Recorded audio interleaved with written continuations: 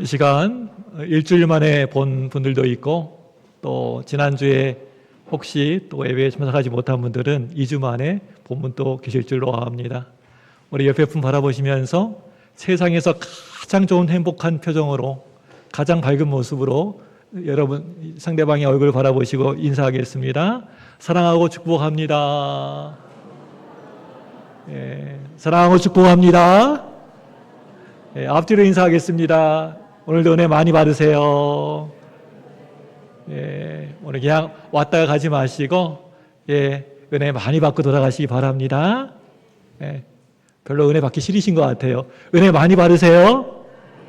아멘 하신 분만 많이 받으세요. 네.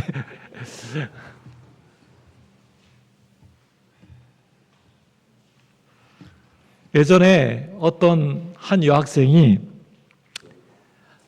기도 제목을 적어냈어요. 여러분, 그 기도 제목이 무엇이었냐 하면요. 저 죽고 싶어요 라는 내용이었어요. 그 글을 보는 순간에 제 마음이 얼마나 깜짝 놀랐는지 몰라요. 막 덜컥하고 내려앉아가지고 가슴이 막 두근두근 막 이렇게 막 요동을 치고 막 뛰기 시작했습니다.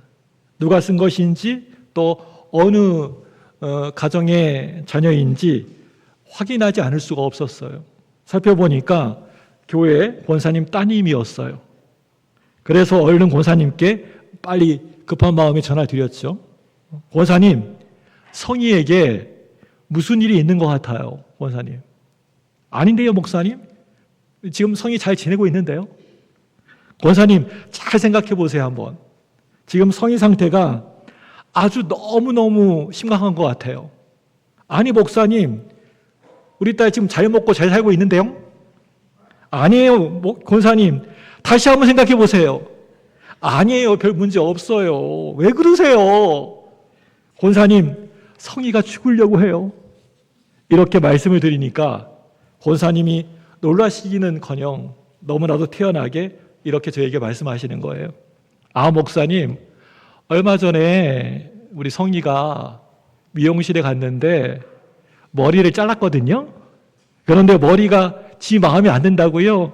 집에 와가지고 계속 죽는다고 그러는 거예요. 죽겠다고, 죽는다고 막 그러는 거예요. 저는 굉장하게 심각하게 생각을 했었는데 알고 보니까 그냥 웃고 지나갈 해프닝으로 끝나버린 것입니다. 하지만 이 자살이라는 문제는요, 어느 순간부터인가요? 우리 사회에 너무나도 이제 많이 만연해져 있는 게 사실입니다. 우리나라는요, 12년 동안 연속으로 OECD 국가 중에서 대망의 자살률 1위를 기록하고 있습니다. 한 번도 1위 자리를 빼앗기지 않았습니다. 대단하죠.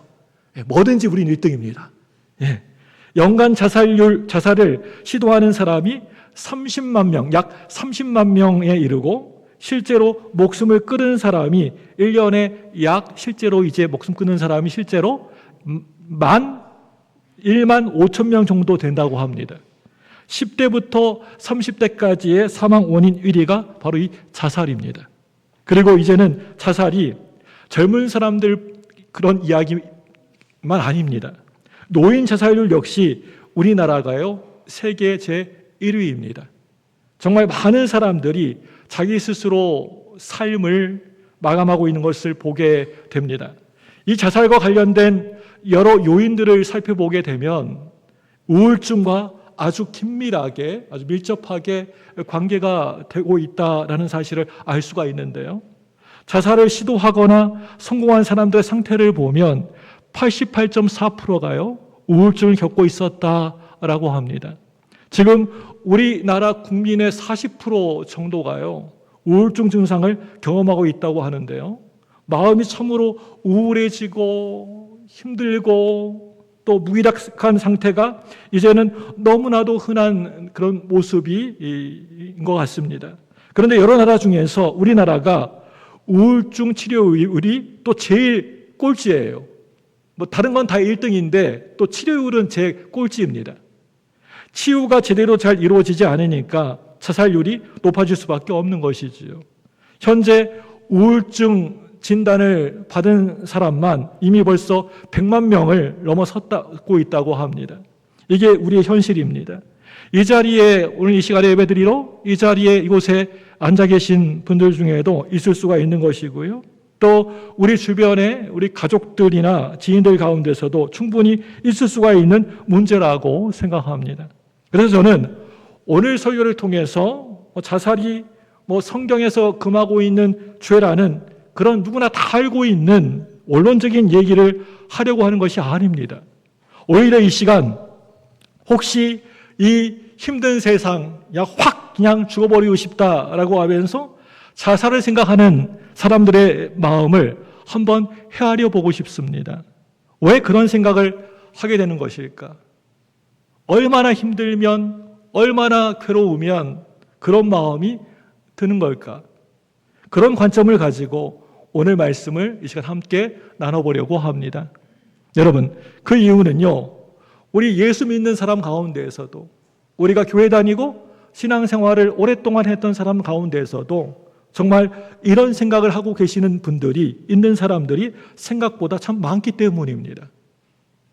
가까이에 그런 사람들이 있다니까요. 이런 생각을 늘 가지고 있는 분들이요.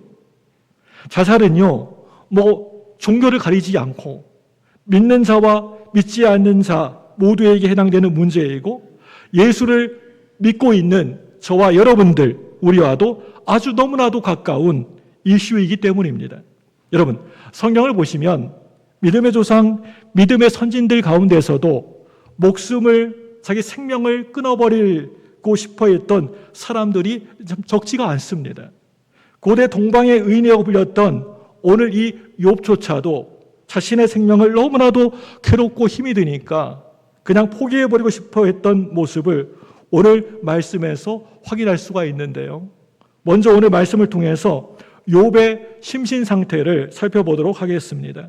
지금 욥과 세 명의 친구들이 계속 이렇게 대화를 주고받고 대화를 하고 있는 그러한 모습입니다. 그런데 이 대화의 내용이 솔직히 쉽지가 않습니다. 좀 어렵습니다. 욥기의 중앙부는 시 형태로 되어 있어서 우리에게 별로 바로 딱 하고 와닿지 않을 때가 있습니다. 시는 그냥 쭉 읽으면 뜻을 잘 모르지요. 해석이 많이 필요합니다.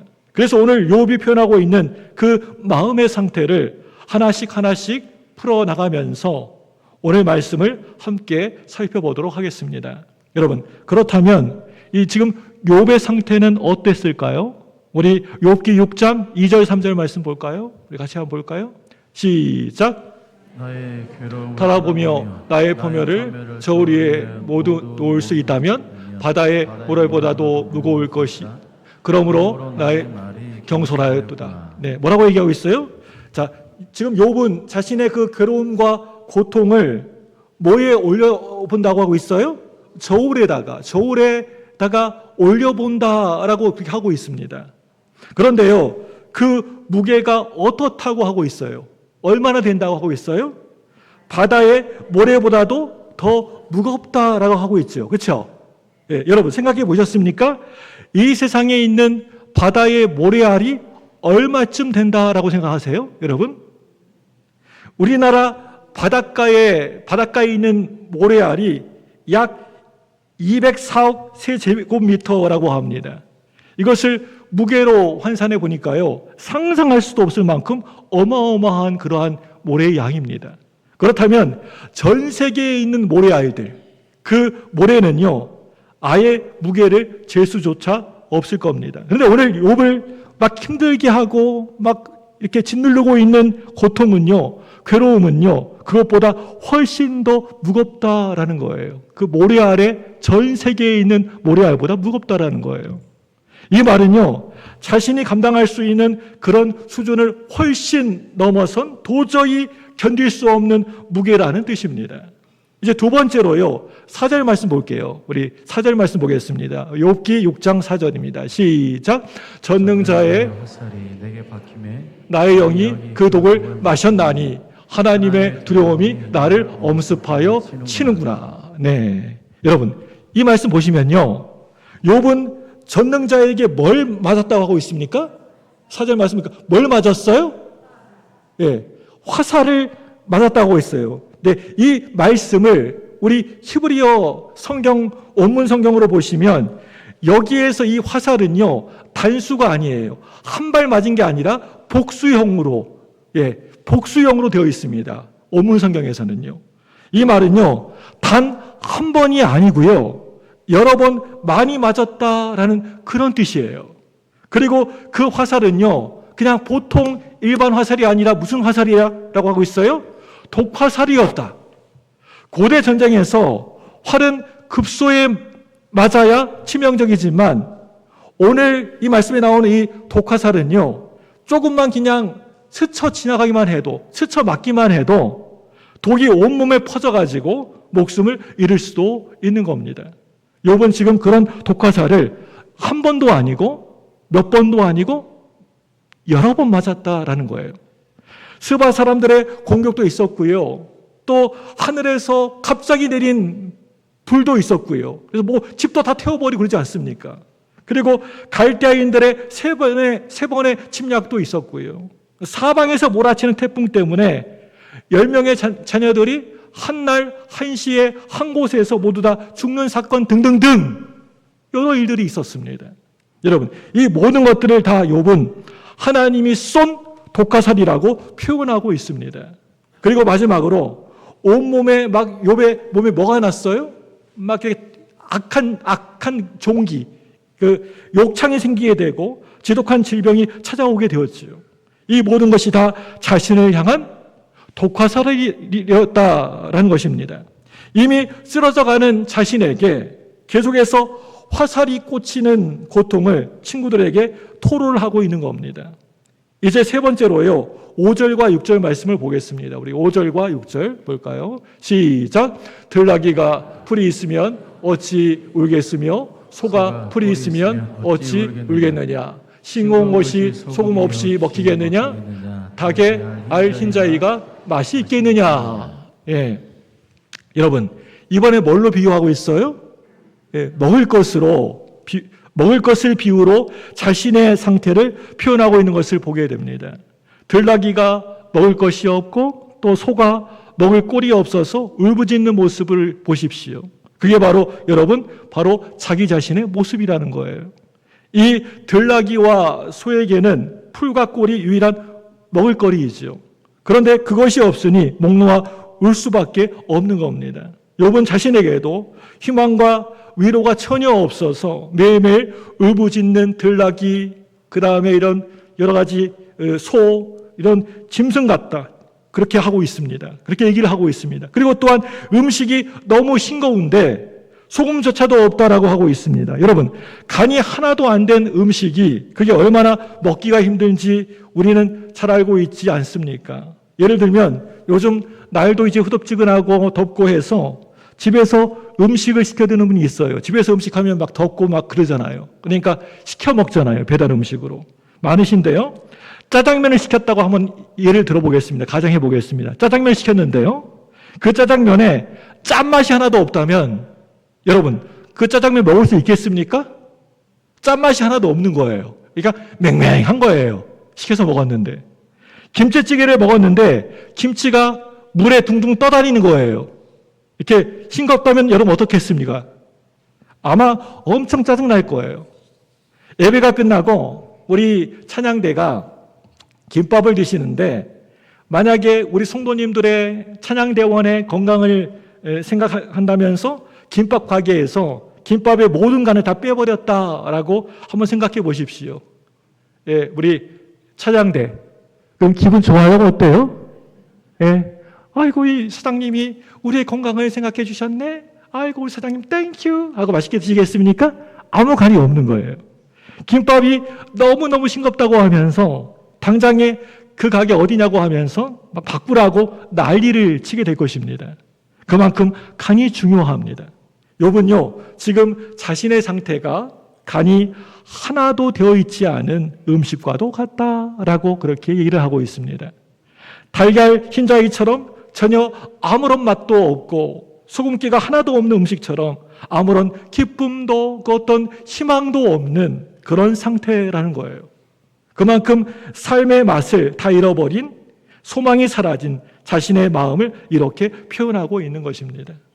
어느 날 너무나도 친한 친구 3명이 와서 여러 가지 이런저런 좋은 말들, 조언들을 해 주었지만 그 친구들의 그 말 조언은요, 한마디로 간이 전혀 되어 있지 않은 음식과도 같았다라는 것입니다. 달걀 흰자위처럼 아무런 맛도 없는 쓸모없는 말들 뿐이었다라는 것입니다. 전혀 아무런 도움이 되지가 않았습니다. 그러니 욥은 자신의 인생에 그 어떤 희망도 없고 소망도 없는 상태를 이렇게 묘사하고 있는 겁니다.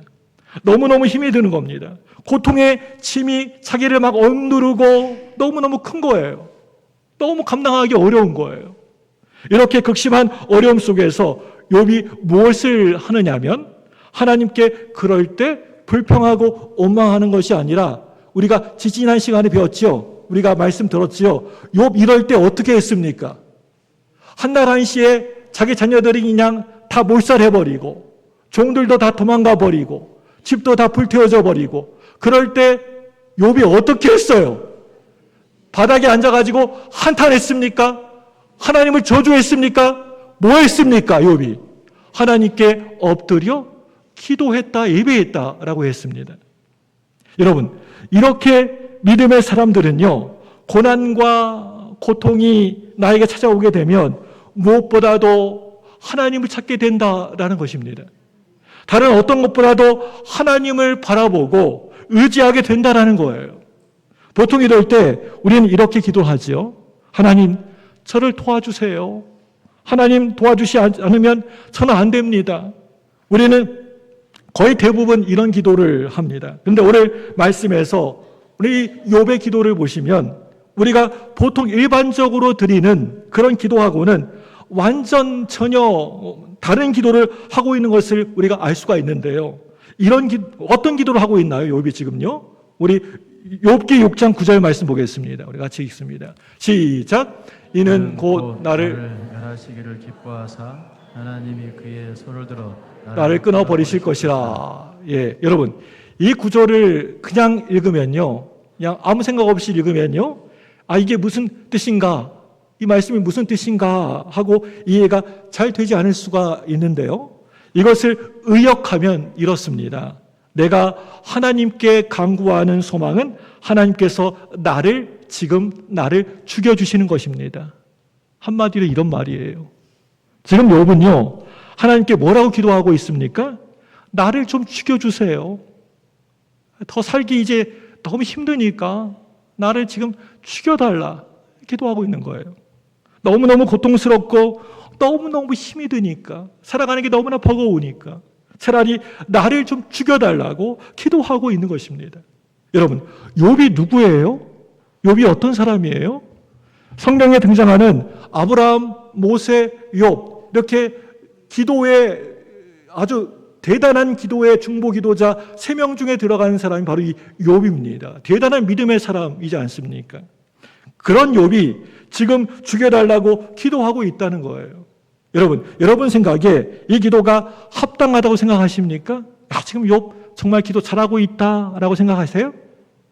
이게 이해가 잘 되십니까? 하나님을 섬긴다고 하는 사람이, 믿음의 사람이, 예수님 믿는다고 하는 사람이 어떻게 이런 기도를 할 수 있을까? 진짜 많이 실망스러울 수도 있습니다. 그렇다면 우리는요, 이럴 때, 이러한 상황과 이러한 모습일 때 어떻게 기도합니까? 한번 나 자신, 욥은 그냥 좀 약간 뒤로 밀어두고 이럴 때 나는 어떻게 기도하나? 한번 생각해 보세요. 하나님, 저에게 힘을 주세요. 능력을 주세요. 회복되길 원해요. 하나님밖에 없어요. 하나님을 더 붙잡겠습니다. 보통 이렇게 다들 기도하죠. 그런데 욥의 기도는요, 아무리 봐도 전혀 그렇지가 않았다라는 겁니다. 그래서 상당히 이 말씀, 이 부분을 보면서 충격적으로 다가오는 게 사실입니다. 저는 욥의 기도가 좀 이상하게 느껴지시는 분들에게 이렇게 말할 수 있을 것 같습니다.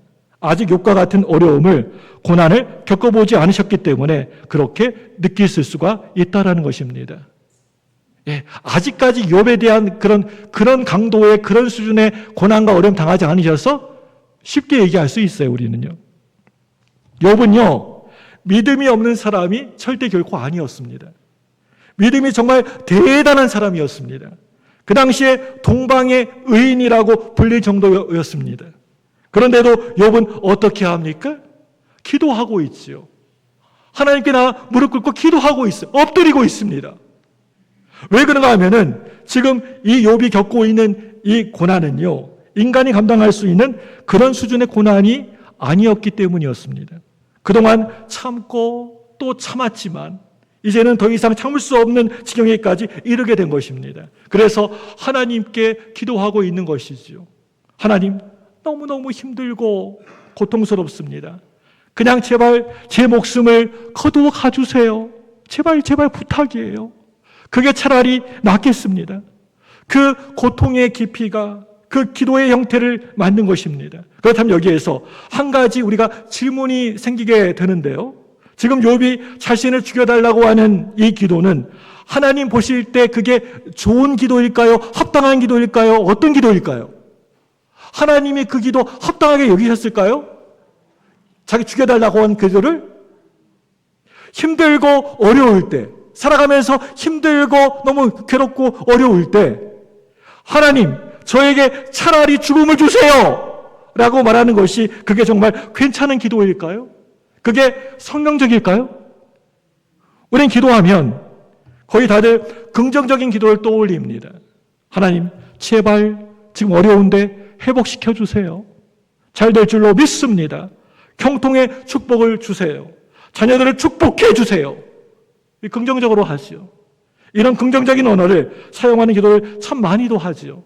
그런데 지금 욥은 죽여달라고 기도하고 있는 거예요. 하나님께. 기도의 제목이 죽여달라는 거예요. 여러분, 놀라운 것은요. 여러분, 성경을 보시면요.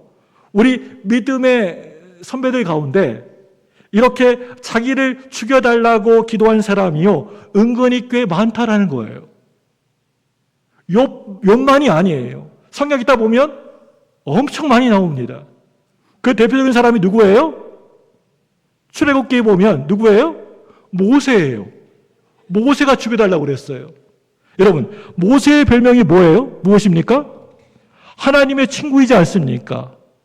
예, 하나님과 늘 대면하고 늘 가까이 있는 그런 모세이지 않습니까? 이스라엘 백성들을 오랜 애굽에서의 노예 생활 가운데서 출애굽을 시킨 위대한 지도자입니다. 그런데 모세가 어떻게 기도했는지 여러분 아십니까? 우리 민수기 11장 14절 15절 말씀 보겠습니다. 우리 한번 민수기 11장 보겠습니다. 시작.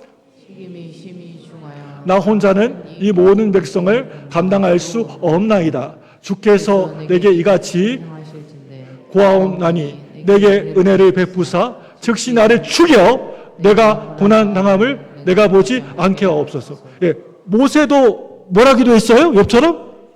나 좀 죽여달라고. 얼마나 힘들었으면 이런 소리 있겠습니까? 이런 기도 있겠습니까? 내게 은혜를 베푸사. 복 달라고 했나요? 잘 먹고 잘 살게 해달라고 했나요? 내게 은혜를 베푸사 뭐 해달라고요? 즉시 나를 죽여주세요. 이렇게 기도한 겁니다. 모세의 자리는요, 정말 힘든 자리였어요. 수백만 명의 사람들을 출애굽시켰는데 이 사람들이 말을 잘 듣지 않는 거예요. 끊임없이 아침에 눈 뜨자마자 불평하고 불만을 계속 막 쏟아내는 겁니다. 하나님이 계속 공급해 주시는데도 그러는 겁니다. 나중에는 고기까지 달라고, 애굽에서 먹었던 고기 좋았는데 하면서 고기까지 달라고 그렇게 얘기를 합니다. 맨날 먹는 만나, 이제 지겨워서 못 먹겠어요. 우리도 스테이크 먹고 싶어요. 칼질 한번 하고 싶어요. 갈비 먹고 싶어요. 삼겹살 먹고 싶어요. 치크치크 그거 먹고 싶어요. 죄송합니다. 지금 제가 먹고 싶은 것만 말하는 것 같은데요. 네, 아까 전에 우리 유수동부에서 오뎅 2개 먹고 왔는데 갑자기 아무튼 제가 먹고 싶은 건 아닙니다. 네, 수백만 명의 사람들에게 이렇게 어떻게 고기를 다 줍니까? 말도 안 되는 요구를 할 때 모세는 이렇게 말합니다. 하나님, 제 목숨을 데려가 주세요. 저는 이런 사람하고는 함께 할 수가 없습니다. 그냥 저 데려가 주세요. 너무너무 힘들어서 하나님께 죽여달라고 기도한 것입니다. 여러분, 그런데 하나님은 어떻게 하셨어요? 모세의 기도, 이 기도 듣고 하나님 어떻게 해주셨어요? 모세는 그래, 네 기도 응답해 주겠다 당장. 알겠다 하시고 바로 그 자리에서 그냥 모세를 죽여버리셨나요? 기도대로? 그래, 네 기도 바로 응답해 주겠다 죽이셨나요? 아니에요. 그렇지 않았습니다. 모세는 당장에 더 살 마음도 없으니까 죽여달라고 했지만 하나님은 이 모세를 죽이지 않으셨습니다. 오히려 모세에게 필요한 것을 더 넘치게 가득 채워주셨습니다. 백성들이 고기를 원하니까 하나님이 하늘에서 뭘 보내주셨어요? 메추라기를 보내주셨습니다. 모세가 자기 혼자서 감당하기 힘드니까요, 함께할 지도자 70명을 세워주셨습니다. 모세는 당장에 자기 이제 살기 힘들다고 죽여달라고 외쳤지만 하나님은 그의 마음을 보시고 그가 살 수 있도록 도와주셨습니다. 그리고 또 다른 믿음의 선배가 있는데요, 바로 엘리야 선지자입니다. 엘리야는 구약을 대표하는 너무나도 위대한 선지자이지 않습니까? 또한 죽음을 맛보지 아니하고 하늘로 올라간 사람이었습니다. 그만큼 대단한 인물이죠. 엘리야가 기도하면 3년 6개월 동안이나 땅에 비가 내리지 않았고요. 또 다시 기도하니까 그때서야 비가 막 내렸습니다. 한마디로 능력의 권능의 종이었습니다. 갈멜산에서 바알과 아세라 선지자 850명하고 싸워서 이겼고요. 그래서 하나님의 살아계심을 증명했던 사람이었습니다. 이제 나라가 바뀌게 되고 백성들이 회개하고 하나님의 부흥이 이제 곧 올 것이라고 그렇게 기대하고 있었습니다. 그런데 현실은요, 달랐습니다. 그렇지가 않았습니다. 나라가 전혀 바뀌지가 않았습니다. 백성들도 바뀌지가 않았어요. 오히려 이세벨이 엘리야를 잡아 죽이려고 했습니다. 엘리야를 반드시 잡아 죽이겠다. 아무리 둘러봐도 자기 편은 아무도 없는 것 같은 거예요. 도저히 감당할 수가 없어 도망을 막 칩니다. 그리고 광야에서 한참 도망치다가 홀로 노뎀나무 아래에 쭈그려 앉아가지고 하나님께 뭐라고 얘기합니까? 확 죽여달라고 죽어버리길 강구합니다. 열왕기상 19장 4절 말씀 볼까요? 시작. 자기 자신은 광야로 하룻길로 가서 한 노뎀나무 아래에 앉아서 자기가 죽기를 원하여 이르되 여호와여, 지금 내 생명을 거두시옵소서. 나는 낫지 못하나이다 하고, 욥과 모세처럼 엘리야 선지자도 뭐라 그래요? 자기 생명을 어떻게 해달라고요? 거두어 죽여달라는 말이지 않습니까? 엘리야의 기도는요, 이렇게 요약이 됩니다. 내 생명을 거두어 주옵소서. 저 이제 못하겠어요. 너무 힘들어요. 이게 엘리야의 기도 제목이었습니다. 그때 하나님 엘리야에게 자객들을 보내어가지고 죽여버리셨습니까? 그래, 네 뜻대로, 네 기도대로 내가 죽여버리겠다고 자객들 보내서 죽여버렸나요? 아닙니다. 하나님은 천사를 보내주셨습니다. 죽여달라는 엘리야에게 천사들을 보내주셨어요. 그리고 지쳐 쓰러져 있는 엘리야를 가만히 어루만져 주셨습니다. 엘리야는 완전 육적으로 영적으로 탈진한 상태였습니다. 배도 고프고 심신이 완전 지쳐있는 상태였습니다. 하나님은 이 엘리야에게 먹을 떡을 주시고 마실 물을 주셔서 회복시켜 주셨습니다. 엘리야는 너무 힘드니까 당장 지금 죽여달라고 했지만 하나님은 이 엘리야 선지자를 죽이지 않으시고 살려주셨습니다. 그런데 성경을 보면요, 모세와 엘리야만 죽여달라고 한 게 아니었어요. 요나와 같은 정말 위대한 선지자도 죽여달라고 했고요. 심지어는 사도 바울조차도 차라리 죽고 싶다라고 고백한 적이 있습니다. 모두 다 믿음을 대표하는 사람이라고 할 수가 있지요. 여러분, 우리가 여기에서 무엇을 알 수가 있습니까? 첫째로요, 죽여달라고 하는 이런 기도는요, 그건요, 믿음이 없는 사람들이 하는 기도가 아니라고 하는 사실입니다.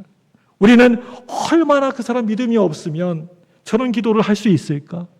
죽여달라고, 생명을 거두어달라고 저런 기도할 수 있을까? 라고 그렇게 생각할 수도 있겠지만, 여러분, 우리의 믿음이 뭐 그 옛날에 모세보다 또 엘리야보다 욥보다 더 낫다, 좋다라고 말할 수가 있을까요? 당당하게 말할 수 있어요? 나는 욥보다 엘리야보다 모세보다 믿음 좋다! 손 들어보세요. 저만 들었네요? 예, 내리겠습니다. 믿음의 사람들도 고통을 겪게 되면 당연히 이런 기도 할 수가 있어요. 그리고 이제 둘째로요, 죽고 싶다고 기도하는 사람이 나만이 아니라고 하는 사실입니다. 나 혼자만 그런 기도하는 게 아니에요. 정말 힘들 때 하나님 살기 싫어요. 저를 데려가 주세요. 못 살겠어요 라고 고백할 수가 있을 수도 있습니다. 그런데 그런 마음을 가진 사람이 나 혼자만이 아니라는 겁니다. 성경 시대에도 그랬고요. 지금도 교회 안에 그런 분들이 잘은 모르지만 많이 있을 수가 있습니다. 셋째로요, 가장 중요한 것은요, 하나님의 응답 방식입니다. 성경에서 하나님은 단 한 번도 죽여주십시오 라고 하는 그런 기도에 그래 내가 너 기도 응답해 주겠어, 그래 내가 당장에 죽여줄게 라고 응답하신 적이 없으십니다. 우리 하나님은요, 우리 힘들어서 너무 괴로워가지고 고통스러워서 죽여달라고 하지만 하나님은 그 사람을 절대 결코 죽이지 않으십니다. 오히려 하나님은요, 우리의 마음을 헤아려 주시고 알아주십니다. 야, 너 얼마나 힘들면 그러냐? 얼마나 괴로우면 그런 기도를 하는 거냐? 하나님은 우리의 그 지친 마음을, 그 고통의 깊이를 이미 다 알고 계십니다. 때론 우리의 기도가 하나님 제발 좀 죽여주세요. 너무 괴로워요. 힘들어요. 좀 죽여주세요 여기서. 라는 그런 절규일지라도 하나님은 그 기도 속에 담긴 내 내면의 마음의 상태를 다 알고 계십니다. 오늘 말씀의 욥도 마찬가지입니다. 너무너무 힘들어서 하나님께 죽여달라고 외쳤습니다. 하나님, 제 고통의 무게가 저 바다 아래 모래알보다도 많습니다. 제가 지금 맡고 있는 고통이 독화살보다도 더 셉니다. 너무 힘듭니다. 너무 어렵습니다. 삶에 희망이 없습니다. 하나님, 그냥 죽여주세요. 그래야 제 고통이 끝날 것 같습니다. 제발요. 그런데 하나님은요, 욥의 마음을 다 알고 계셨습니다. 내 아들 욥이 정말 힘드는구나. 정말 큰 어려움 가운데 있구나. 정말 고통스러워하고 있구나. 하나님은 이렇게 욥의 심정을, 마음을 헤아리시고 이해하시고 계셨습니다. 그리고 욥의 말대로 죽이질 않으셨습니다. 맥스 루케이도 목사님의 끝까지 나를 포기하지 않으시는 하나님이라는 책이 있는데요. 참 좋은 책이에요. 한번 여러분 서점에 가서 꼭 사서 보세요. 예. 이 책은 야곱의 삶을 그 배경으로 하고 있습니다. 야곱은 어떤 사람이었어요? 자기 형을 속이고 아버지를 속이고 결국 고향을 떠나서 홀로 도망쳐야 했습니다. 형은 동생 야곱을 죽이려고 했고 아버지의 신뢰를 잃어버렸고 어머니는 평생 다시 보지를 못했습니다. 결혼하고 가정을 꾸리면 좀 괜찮을 줄 알았지만 오히려 아내들 사이에 늘 다툼이 끊이질 않았고요. 자녀들 사이에도 별 사이가 좋지가 않았습니다. 이렇게 야곱의 인생에는 어려움이 계속 끊임없이 찾아왔습니다.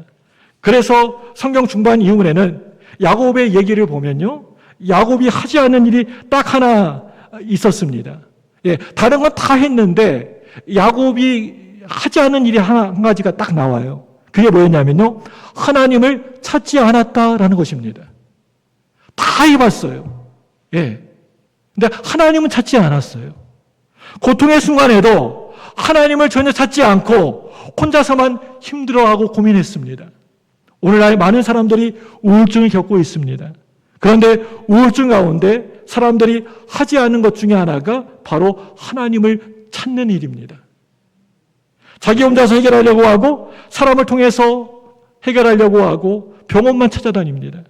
어렸을 때 교회를 다녔던 사람도 또 직분을 받았던 사람도 그럴 때 하나님을 찾지 않습니다. 이것이 야곱의 모습이었습니다.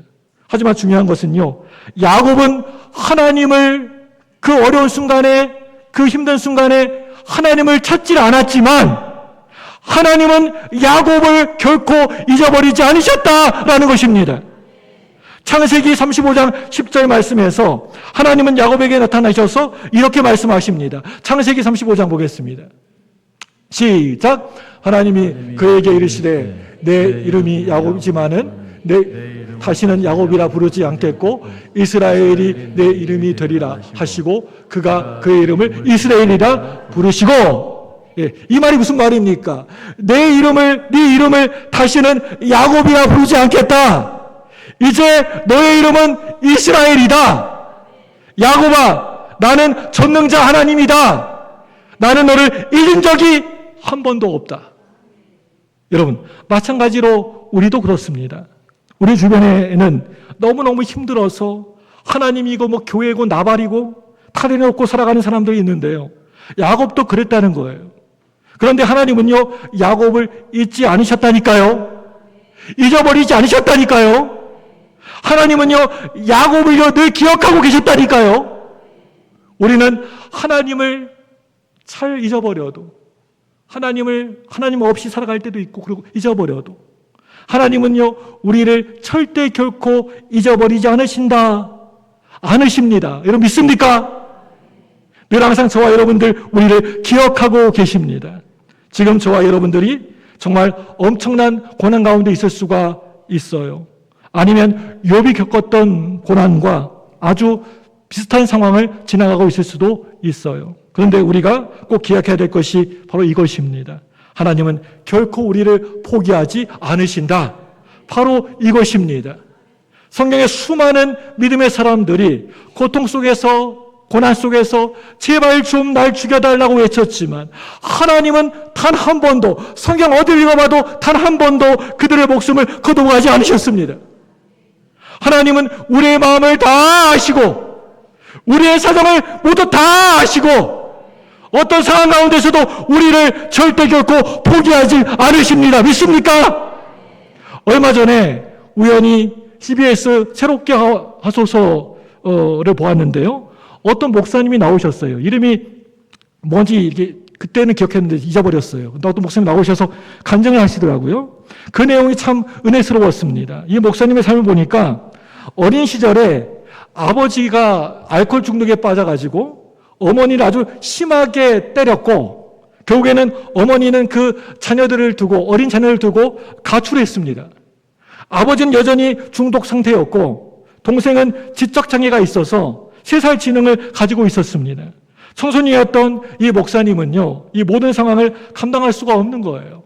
어느 날 병원에 갔더니 한쪽 눈이 보이질 않았고 의사는 반대쪽 눈도 실명할 수 있다라고 하는 거예요. 너무나도 절망적인 상황이었습니다. 여러분들 같았으면 이런 인생을 견딜 수가 있겠습니까?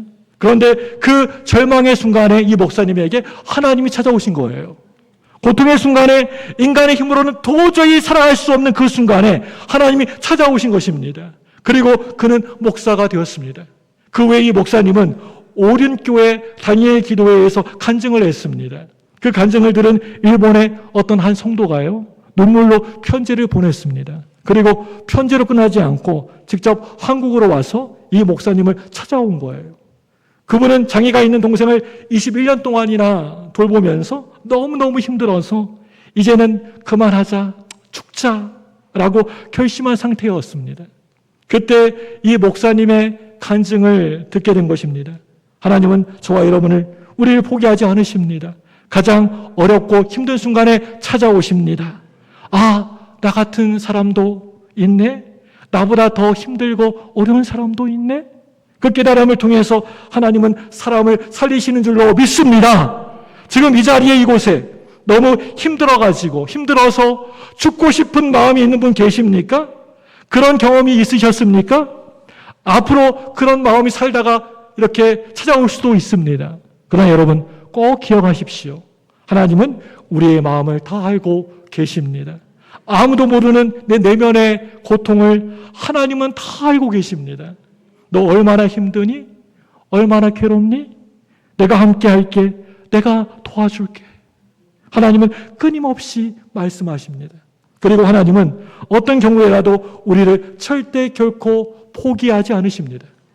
사람은 사람을 포기할 수가 있습니다. 부부도 서로를 포기할 수 있어요. 내가 아내를 포기할 수 있고 아내는 남편 포기할 수 있어요. 살다가 보면.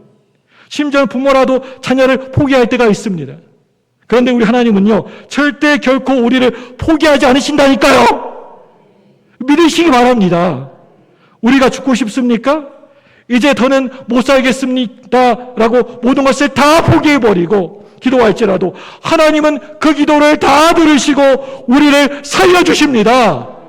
그냥 죽게 내버려 두지 않으십니다. 우리가 죽겠다고 말하지만 하나님의 응답은 늘 언제나 살리는 역사입니다. 이게 오늘 욥의 이야기입니다. 고통과 절망과 좌절이 오늘 문득 찾아올 때 다시 한번 우리를 향한 하나님의 손길을 여러분 기억하시기를 바랍니다. 하나님은 다 알고 계시고 나의 어려움과 나의 힘듦과 나의 모든 어려운 고통을 다 알고 계시고 포기하지 않으시고 살려주십니다. 그 은혜를 기억하며 믿음으로 걸어가시는 하나님의 귀한 백성들 되시기를 주님의 이름으로 간절히 축복합니다.